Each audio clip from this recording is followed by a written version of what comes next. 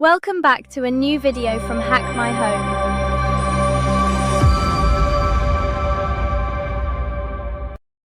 Today we talk about the version of Home Assistant, the third one this year, 2026.3, a quiet release, but full of useful things. Today we will see the news, the new integrations, and those already present but improved, as well as the breaking changes, to check before hitting update.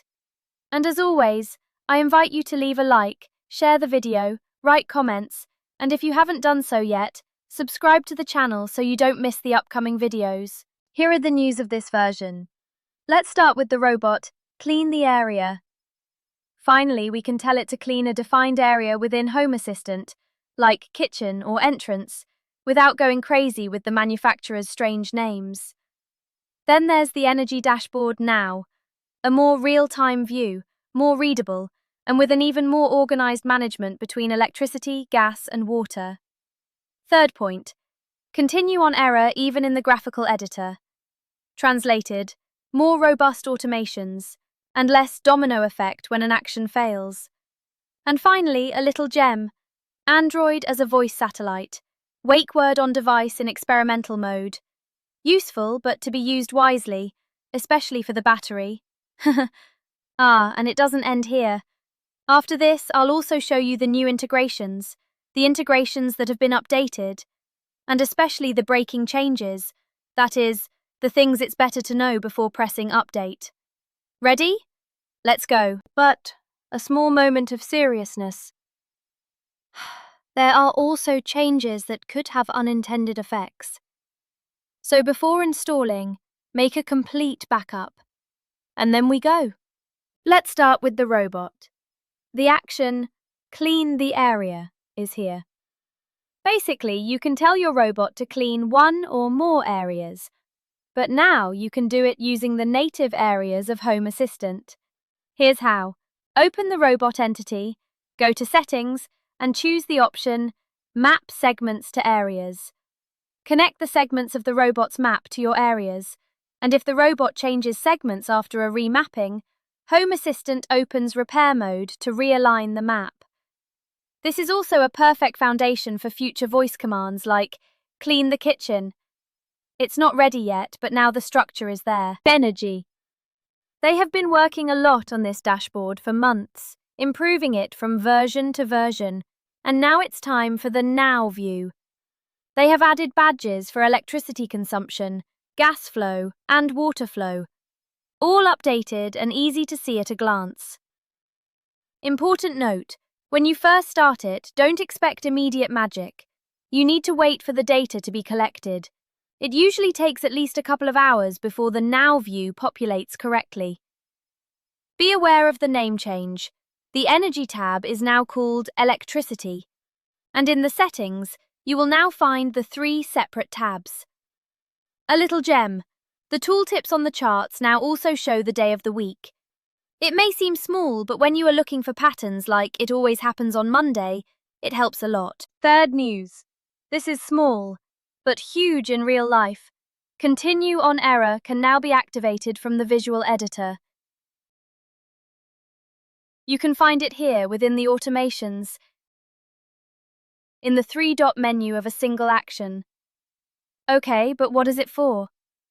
It's to ensure that the automation doesn't stop if that specific action fails. Classic example, you have 3 notifications. If one fails, the automation used to stop there. Now you can say, continue anyway, and the automation goes all the way through. It's one of those things you don't notice until it saves your evening. Fourth novelty. Android as a voice satellite. Translated, the phone can listen for a wake word and open assist, even with the screen locked.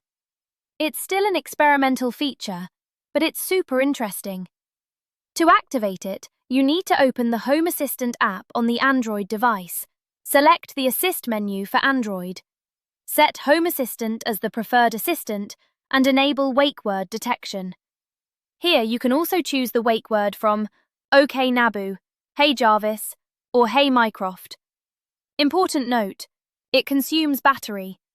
On a smartphone, It's advisable to manage it with automations or based on location.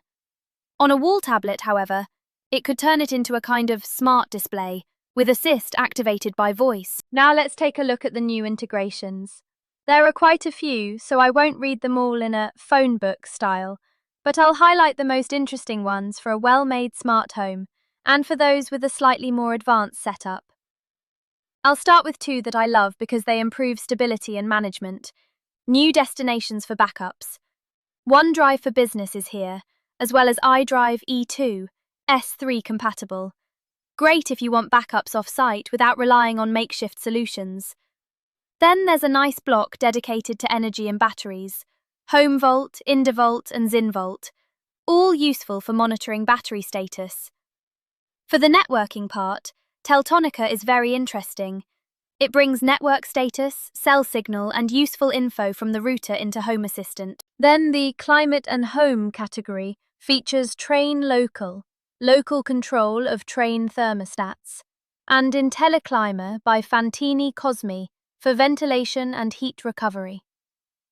And there are also gems, Liebherr for smart fridge freezer, and Hagel amplifier for audio. In the description, I'll leave you the link to the official document with the complete list, but these are the ones that I think really deserve an, oh, interesting. Now let's see which integrations have been improved. This part is always my favourite because it doesn't talk about new features, but about those things you use every day that become more complete. Let's start with Matter. It now supports carbon monoxide alarm states and TVOC air quality level sensors. If you have Matter-compatible devices, from 2026.3, you can finally see them well in Home Assistant. HomeKit controller adds water level sensors. A classic example is humidifiers with a tank. Reolink improves the PTZ, new diagonal buttons and continuous rotation, and above all, the patrol state is now reliable. If you're in the Samsung ecosystem, SmartThings updates with dual-cavity ovens and dishwasher options like Sanitize, Heated Dry, Speed Booster. There's also a little gem that concerns me. Renault integration with buttons to honk the horn or flash the lights remotely. For those tinkering with servers and containers, Proxmox VE adds CPU, RAM, disk sensors, and status for nodes, VMs, and containers. And Portainer improves stack management and also adds an action to clean up unused images. On the automation AI side, OpenAI Conversation supports the GPT image model 1.5, which is faster and cheaper. These are the most interesting for most setups. But again, the list is long and, as before, you can find the link to the official document in the description. Okay, now the time-saving part, the braking changes. There aren't many, but if you get hit by one, you'll notice it right away. Lights. Color temperature in mired is no longer supported. Now, color temperature is expressed in degrees Kelvin, so in your scripts or automations you need to convert everything to Kelvin. If you use LifeX, the pulse effect no longer accepts mired, so there too only Kelvin. Snapcast. The media player of groups disappears and Snapcast-specific actions for grouping are removed. If you had automations pointing to those groups, they need to be updated. Tardo. Device tracking is removed, so any Tardo device trackers will no longer be available. Template fan. If the templates have errors, now the entity can become unavailable or unknown instead of showing off. It's more accurate, but it can reveal hidden errors. These were the braking changes. Few, but important. I am Aura. This is Hack My Home. If this video has been helpful to you, well, now it's your turn. Leave a like. It helps the channel grow a lot and allows me to bring you more complete and quality content. Share it with those who, like us, love tinkering with Home Assistant or are thinking about starting. And let me know in the comments, what new feature do you want to see?